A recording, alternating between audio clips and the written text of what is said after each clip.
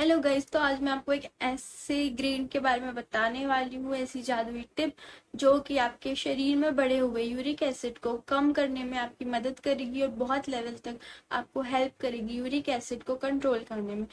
सिर्फ uric acid नहीं, यहाँ तक कि गाउट आर्थराइटिस और रूमेटाइड आर्थराइटिस यानी कि जिसमें जॉइंट्स में पेन होता है उनको भी ये ठीक करने में बहुत हेल्प करेगी। अगर आप वेट लॉस करना चाहते हैं तो उस केस में भी आप इस अनाज को यूज कर सकते हैं। और ये जो एक तरह से ओबेसिटी भी बहुत मेन रीजन होता है आपके घुटनों में जो पेन होता है, क्योंकि ज्यादातर पूरे बॉडी वेट हमारे सोल्स और हमारे नीज पर ही आ जाता है। तो हिप जॉइंट उनमें बहुत ज्यादा फर्क पड़ता है, जो कैलिकस जिसको हम बोलते हैं, ये जो जॉइंट साइड में बहुत ज्यादा फर्क पड़ता है, हील पेन होता है, जिससे कि गाउट आर्थराइटिस तो बढ़ता ही बढ़ता है और उसका पेन और इन्फ्लेमेशन भी बढ़ता है। तो इस अनाज को यूज करके खाकर आप काफी इन सारी प्रॉब्लम से अपने आप को बचा सकते हैं। गाइस, यूरिक एसिड जो बनता है वो बनता है एक जो प्यूरिन्स की वजह से, यानी कि ये एक मेटाबॉलिक वेस्ट होता है जो कि हमारी बॉडी में जब हम डाइजेस्ट करते हैं प्रोटीन को तब प्यूरिन्स बनते हैं, और ये एक नॉर्मल ह्यूमन बीइंग में भी बनते हैं।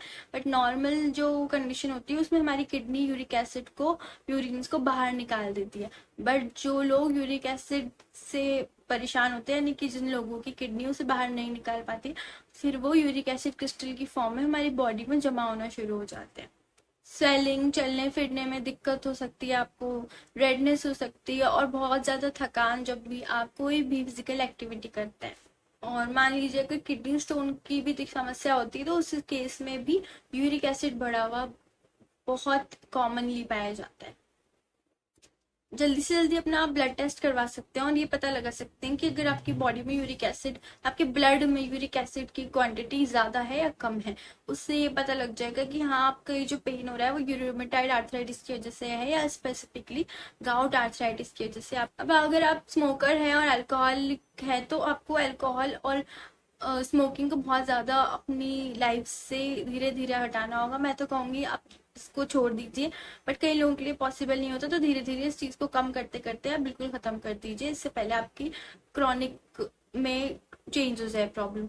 अगला है कि अगर आप प्यूरिन्स वाली चीजें खाते हैं, यानी कि अगर ऐसी डिशेस और ऐसी खाने की चीजें खाते हैं जिसमें प्यूरिन्स की मात्रा बहुत ज्यादा है, तो उस केस में भी आप लोगों को ये चीज देखने को मिल सकती है, जो कि यूरिक एसिड आपके ब्लड में। उड़द की दाल, अरहर की दाल, पालक, गोभी, अरबी, मीट, एग्स, सहजने की फली, छोले, राजमा चावल, ये सारी चीजें ऐसी हैं जिनमें प्यूरिन की क्वांटिटी बहुत ज्यादा होती है। तो अब मैं बताती हूँ आखिर वो तो कौन से ग्रेन है जो लेने से आप अपने यूरिक एसिड की जो मात्रा है वो कम कर सकते हैं। ये मोटे अनाज की कैटेगरी में आते हैं, जो कि ज्वार और बाजरा। जी हाँ, ज्वार और बाजरा जो ग्रेन्स है वो ग्रेन्स आपके यूरिक एसिड को कम करने में हेल्प करेंगे। इसके बारे में मैं आगे और बताती हूँ। उससे पहले आप लोग जल्दी जल्दी सब्सक्राइब कर दीजिए, लाइक कर दीजिए और इस वीडियो को शेयर जरूर कीजिए उन लोगों से जिनको यूरिक एसिड की समस्या आपको लगता है कि हो सकती है। तो अगर मैं आगे बात करूं ज्वार और बाजरा के बारे में, अब आपको क्या करना है कि सुबह तो आपको खानी है ज्वार की रोटी और उसके बाद इवनिंग में आपको खानी है बाजरे की रोटी। आपको गेहूं अवॉइड करना है। इनके बहुत सारे हेल्थ बेनिफिट्स होते हैं, जिसमें से एक है यही जिसके बारे में हम बात कर रहे हैं, यूरिक एसिड कम करने के बारे में। अब जो ज्वार होता है वो तो कॉमन तारीसीर का हो जाता है, मतलब वो ना ज्यादा ऐसा कोल्ड होता है ना ज्यादा वो गर्म होता है। अगर हम बात करें बाजरा की, तो बाजरा गर्म होता है तासीर में, तो अगर आपके यहाँ पे टेम्परेचर बहुत ज्यादा है तब उस केस में आप उसे अवॉइड करते हुए बाजरा की जगह ज्वार को ही अपनाए। बट अगर नॉर्मल टेम्परेचर चल रहा है तो सुबह आप ज्वार और बाद में आप बाजरा भी अपनी डाइट में ले सकते हैं। करीब 1 महीने तक आपको ये रूटीन फॉलो करना है और 1 महीने के बाद आप उसकी क्वांटिटी भले कम कर सकते हैं, बट 1 महीने तक लगातार आपको यही रूटीन फॉलो करना है। अब इसमें मैग्नीशियम, कैल्शियम, फास्फोरस और आयरन की क्वांटिटी बहुत ज्यादा होती है और ये आपकी बॉडी को बहुत ज्यादा फायदेमंद दे सकता है। इसमें क्या है, विटामिन B12 की क्वांटिटी भी बहुत ज्यादा होती है, जिससे आपके जोड़ों को तो मजबूती मिलती है, उसके साथ साथ एक्टिव भी रहते हैं और आपको बहुत ज्यादा जो थकान होती है उससे भी आपको छुटकारा मिलता है। इसमें प्रोटीन और सॉल्युबल फाइबर भी पाया जाता है, जो कि आपके डाइजेशन को भी इम्प्रूव करता है। वजन घटाने में भी बहुत फायदेमंद होता है, क्योंकि इसमें में फाइबर होता है और साथ साथ आपकी शुगर को भी कंट्रोल करने में बहुत ज़्यादा हद तक हेल्प करता है।